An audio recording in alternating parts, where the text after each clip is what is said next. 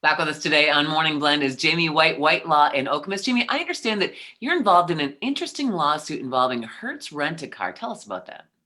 Yeah, so in 2015, we actually ran a murder trial for a gentleman named Herbert Alford. And from day one, he insisted that he was the Hertz rental company at the time of the shooting. That was the only thing he really had to offer. So we worked extremely diligently trying to get documents to support that. We subpoenaed Hertz on multiple occasions. Judge Kennedy subpoenaed them.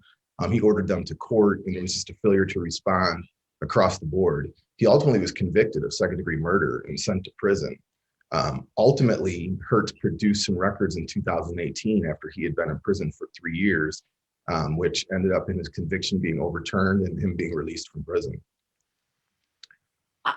How is he doing now that he's been released from prison? He's doing okay. He's dealing with some issues. He was in there thinking he was going to be in there the rest of his life. That alone was traumatizing. So he's working through it, and we're going to help him get whole. Are you skeptical about claims that from Hertz that they couldn't find Mr. Alford's rental receipt? Extremely skeptical.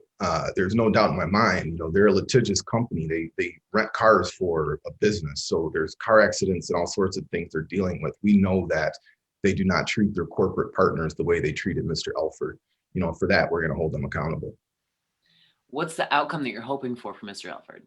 Obviously we want to get him some monetary damages so that he can move on with his life. But we also want to send a message to people and businesses that come into our community. If you're going to take money from our citizens, you're going to have to behave appropriately when commanded by the court in whatever shape or form to assist somebody. You can't look the other way. They certainly had their paperwork in order when he was there renting the vehicle. That's just completely... I can't get my brain around the fact that they refused to produce this documentation. Why wouldn't they do that? And then to brand this man as a killer and send him to prison for 3 years. Imagine the disruption in any of our lives. Actually 5 years, because he was there for 2 years waiting for the trial to start. In my opinion, Hertz looked at this and they saw a man, an African-American man from a poor part of Lansing, charged with murder, presumed he'd be guilty, and just decided that it wasn't worth their time. The 10 minutes it might take to come up with some paperwork? That. Wow, that's staggering.